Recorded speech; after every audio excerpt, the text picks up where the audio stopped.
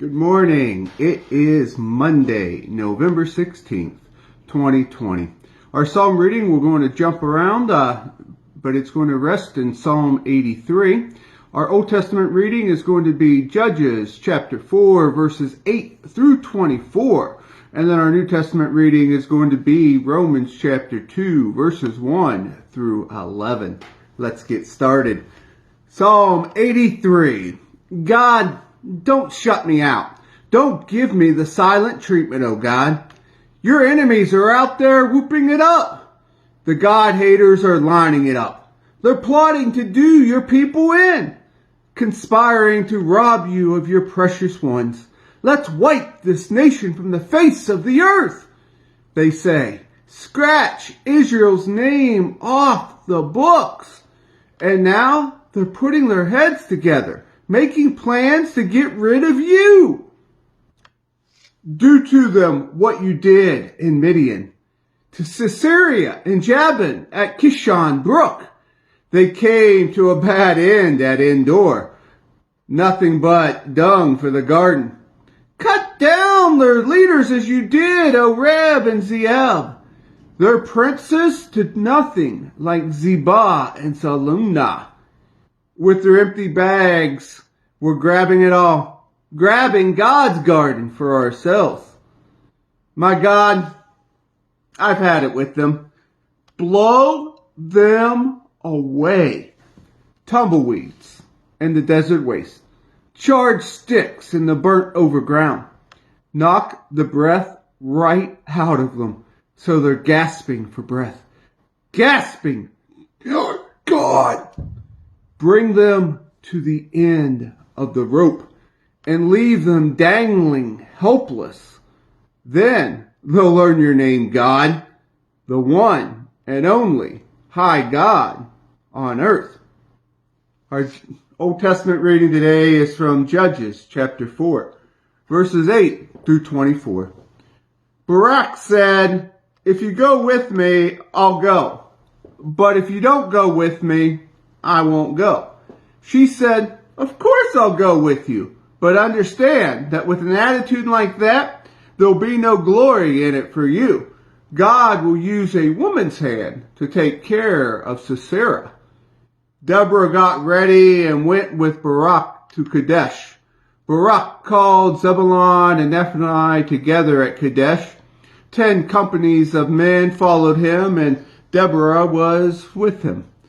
It happened to Heber and Kenite had parted company with the other Kenites, the descendants of Hobab, Moses-in-law. He was now living at Zenazah Oak near Kadesh.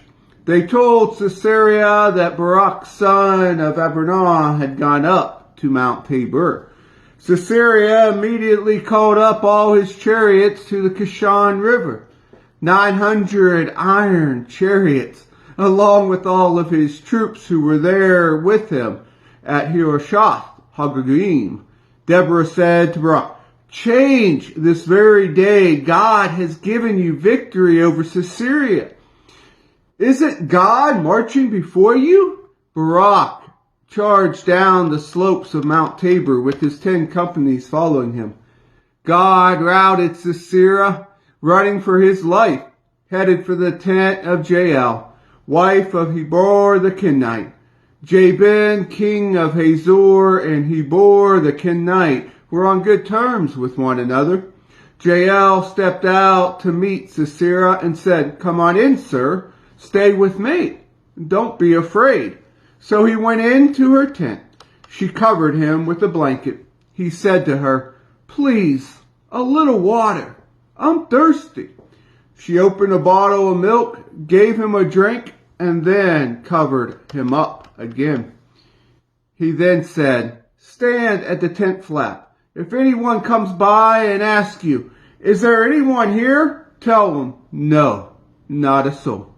Then, while he was fast asleep from exhaustion, Jael, wife of Heber, took a tent peg and hammered, tiptoed toward him, and drove the tent peg through his temple, all the way into the ground.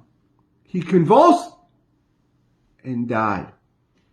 Barak arrived in pursuit of Sisera.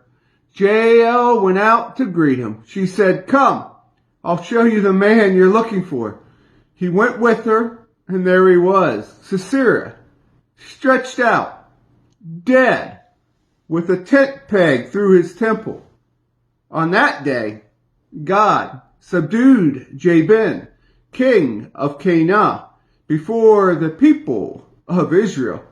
The people of Israel pressed harder and harder on Jabin, king of Canaan, until there was nothing left of him. Our New Testament reading today comes from the book of Romans, chapter 2, verses 1 through 11. God is kind, but not soft. Those people are on the dark spiral downward. But if you think that leaves you on the high ground where you can point your finger at others, think again. Every time you criticize someone, you condemn yourself. It takes one to know one. Judgmental criticism of others is a well-known way of escaping detection in your own crimes and misdemeanors. God isn't so easily diverted. He sees right through all such smoke screens and holds you to what you've done. You didn't think, did you, that by just pointing your finger at others, you would distract God from seeing all your misdoings and from coming down on you hard? Or did you think that because he's such a nice God, he'd let you off the hook? Better think this one through from the beginning. God is kind, but he's not soft. In kindness, he takes us firmly by the hand and leads us into a radical life change. You're not getting by with anything. Everything and every refusal and avoidance of God adds fuel to the fire. The day is coming when it's going to blaze hot and high. God's fiery and righteous judgment. Make no mistake. In the end, you'll get what's coming to you. Real life for those who work on God's side, but to those who insist on getting their own way and take the path of least resistance, fire. If you go against the grain, you'll get splinters. Regardless of which neighborhood you're from, what your parents taught you, what schools you attended. But if you embrace God's way of doing things, there are wonderful payoffs. Again, without regard to where you're from or how you were brought up, being a Jew won't give you an automatic stamp of approval. God pays no attention to what others say or what you think about you. He makes up his own mind. And there ends our readings for the day.